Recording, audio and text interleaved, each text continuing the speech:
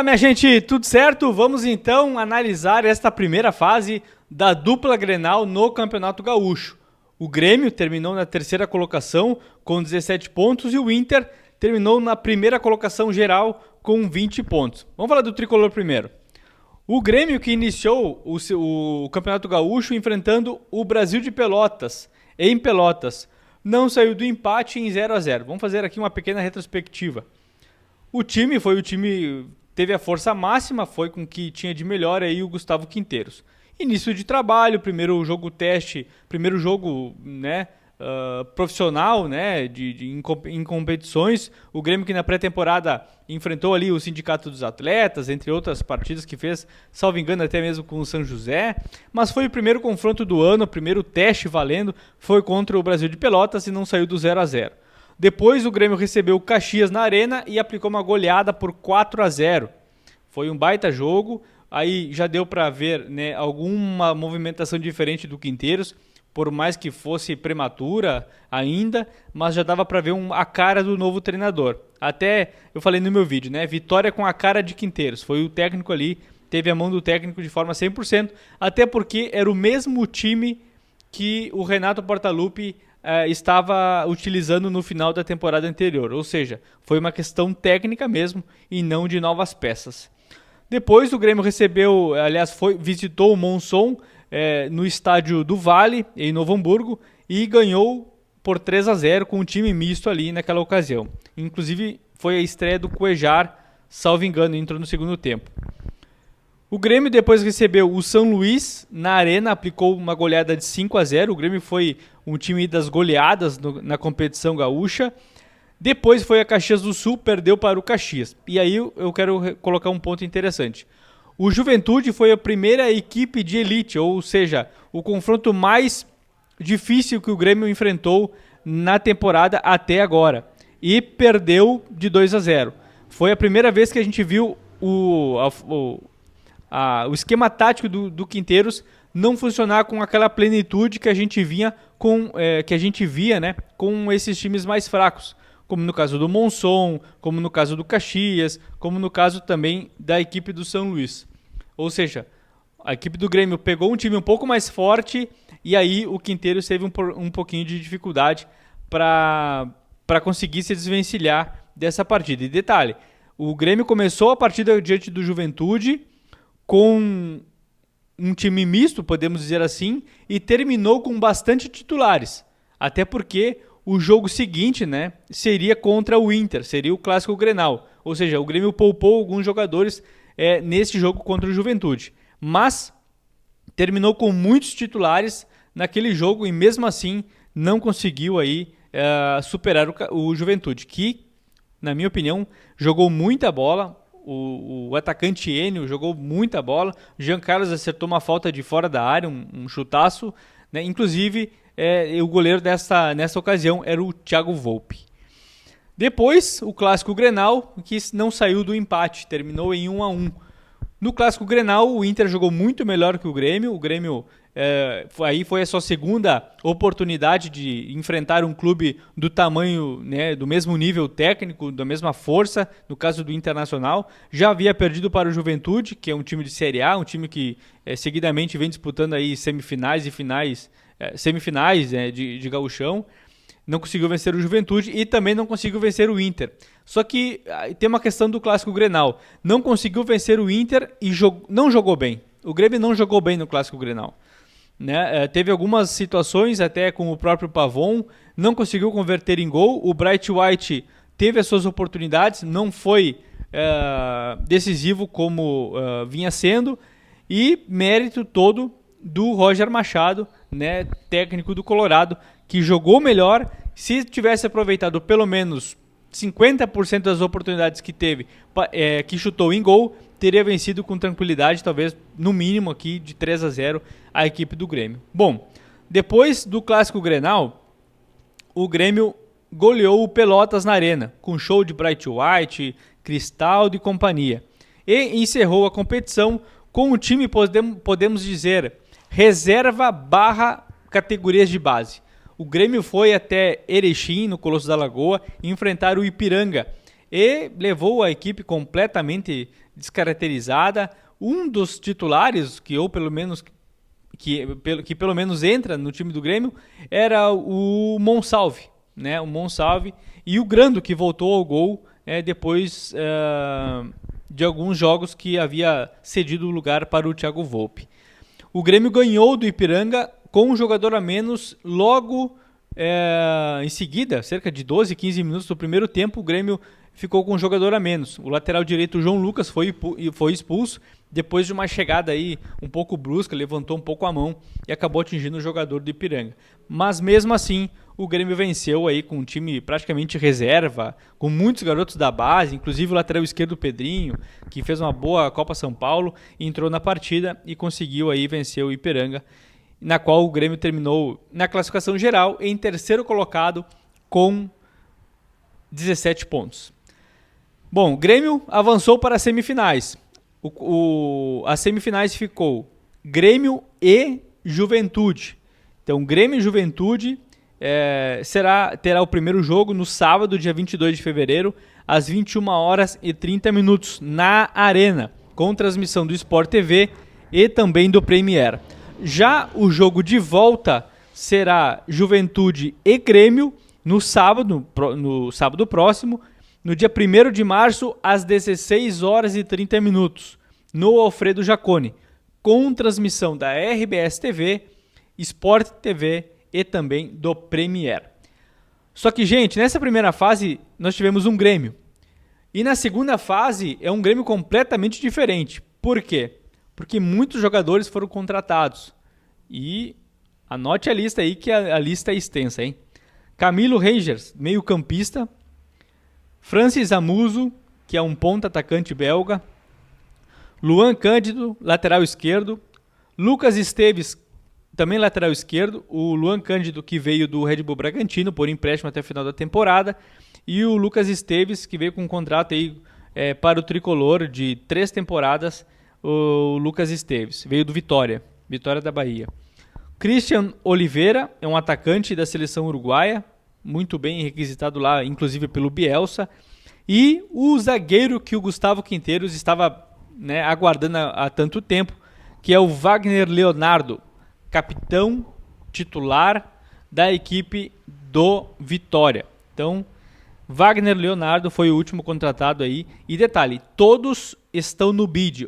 E, além disso, eles respeitaram o prazo máximo para inscrição para o Campeonato Gaúcho. Ou seja, todos esses atletas que eu citei aqui, eles poderão e já estão aptos a enfrentar aí a equipe do Juventude, se o Gustavo Quinteiros achar conveniente. Com certeza fará alguns testes, é imprescindível, ou quase que a gente não pode descartar que o Francis Amuzu terá uma oportunidade nesse time do Grêmio. Não sei se inicia como titular ou entra na partida.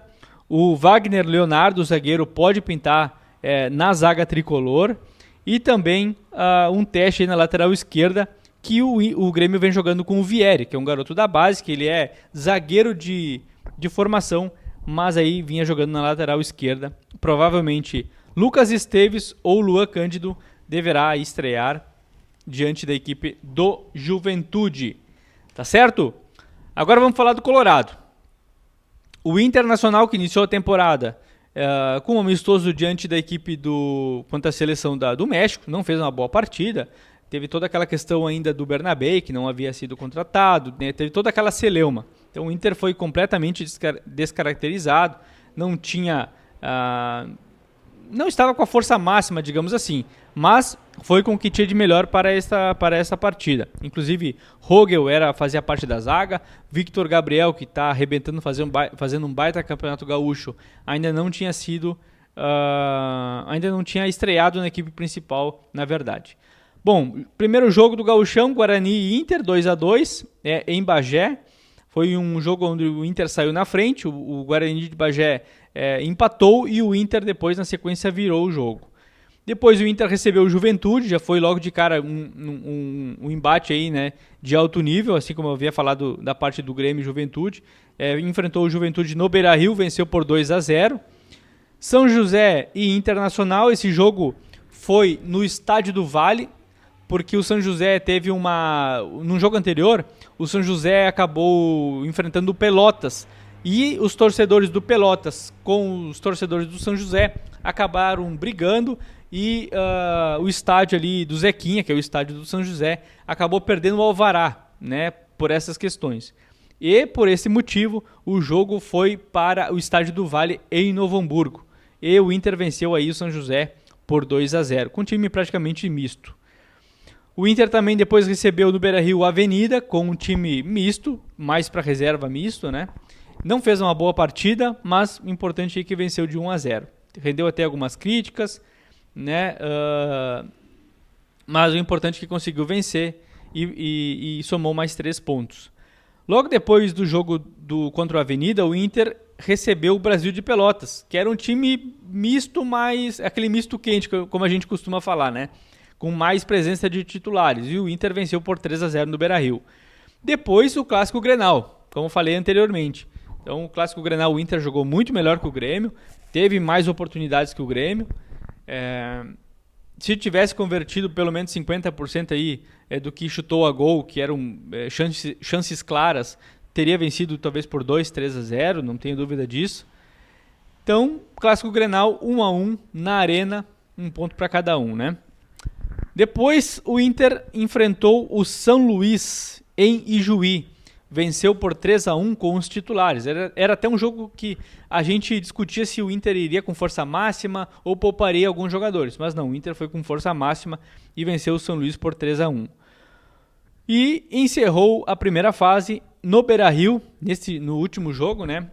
Um jogo aí que alagou o gramado do Beira-Rio, fortes chuvas, uma chuva torrencial. O juiz acabou anulando o jogo, né? Pausando o jogo, né, por 2 vezes.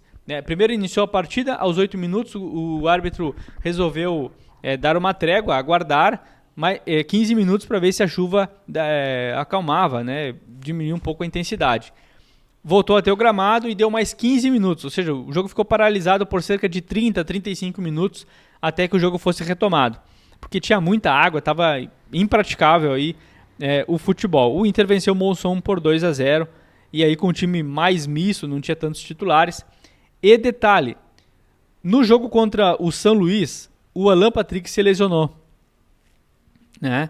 E aí o Inter ficou sem o seu camisa 10, né? E aí está sendo bastante ventilado nos bastidores aí, que, segundo informações, seria de 10 a 15 dias, mas na verdade é uma lesão ligamentar no tornozelo direito, e isso pode render mais dias dependendo do seu estado clínico de recuperação, né? Tem jogador que se recupera mais rápido, outros jogadores nem tanto. Acredito que ele esteja sendo trabalhado para estar no primeiro jogo da final, e isso, claro, se o Inter passar do Caxias, que é o seu na qual o Inter vai enfrentar na semifinal do Gauchão. O Wesley também se lesionou a coxa. Esse sim, se o Inter chegar até a final do Gauchão, provavelmente voltará no jogo final, na última partida, se voltar 100% das condições, né? Thiago Maia, vai, não vai? Não havia sido relacionado para o jogo diante do São Luís, em Juí, por conta dessa negociação interminável com o Santos. E no jogo contra o Monson estava, né, relacionado para esta partida e entrou no segundo tempo. Quem entrou no lugar dele foi o Ronaldo, o volante que veio do Juventude. E falando em Rômulo, teve também a negociação do Rômulo nessas idas e vindas aí de Gauchão. Então o Rômulo foi vendido para o Tigres por 4,5 milhões de dólares. Como ficou então a semifinal do Inter, gente? O Inter vai enfrentar o Caxias nessa fase de semifinal. O primeiro jogo será em Caxias, no Estádio Centenário, no sábado, dia 22 de fevereiro, às 16h30, com transmissão da RBS TV, Sport TV e do Premier. Já a segunda partida de volta do Inter contra o Caxias, será no Beira-Rio, no dia 1º de março, às 21h30, com transmissão do Sport TV e do Premier. Então ficou dessa forma, um pequeno uma pequena retrospectiva dessa primeira fase da dupla Grenal. Na minha opinião, o Grêmio começou muito melhor e quando teve os confrontos diante de Inter e Juventude, que eram os oponentes mais fortes, o Grêmio ficou um pouco abaixo da expectativa. Já o Inter, ele não começou tão bem. O Inter começou a engrenar a partir do Grenal, que ganhou mais confiança, jogou melhor. Então foi contra o São Luís, jogou melhor que o São Luís. Foi contra o Monção com um time bem alternativo, jogou melhor. Eu acho que o time do Inter está evoluindo. Claro, tem que ressaltar essas duas baixas, que é o Wesley e o Alan Patrick. E o time do Grêmio, quando enfrentou dois times grandes, no caso do Juventude e do Inter, no parâmetro gaúcho aqui, o nível de competitividade, né? Eu falo Juventude como time grande, comparado aos demais clubes do interior do estado, foi melhor. O Inter, quando enfrentou o Juventude e Grêmio, foi melhor. O Grêmio, quando enfrentou o Inter e Juventude, não foi tão bem assim. Só que, a partir desse momento, é outro campeonato. É um jogo de mata-mata. É um jogo de... a semifinal são 2 jogos que tu pode definir tudo em um jogo só, ou pode ficar para o jogo de volta. Então, é um quebra-cabeça que Roger Machado e Gustavo Quinteiros terão que resolver. O Inter tem o mesmo time com o asterisco desses 2 desfalques, Wesley e Alan Patrick. Já o Gustavo Quinteiros teve o acréscimo de exatamente 6 jogadores. 6 jogadores e no mínimo 3 destes 6 é nível de titular. Nível de titularidade. Sem contar a Monsalve, que vem entrando no segundo tempo, que é um baita jogador. Sem contar o Bright White, que é um definidor. Então, assim, o Grêmio vai muito mais forte para essa semifinal do que o Inter, por conta das contratações que o Grêmio fez, e do lado do Inter, por conta dos desfalques, por mais que estivesse aí numa evolução técnica e tática. Ou seja, será uma grande semifinal entre Grêmio e Juventude e Internacional e Caxias. Beleza, gente? Não te esquece, deixa o teu like, te inscreve no canal e ativa o sino das notificações, tá bom? Um forte abraço, até mais!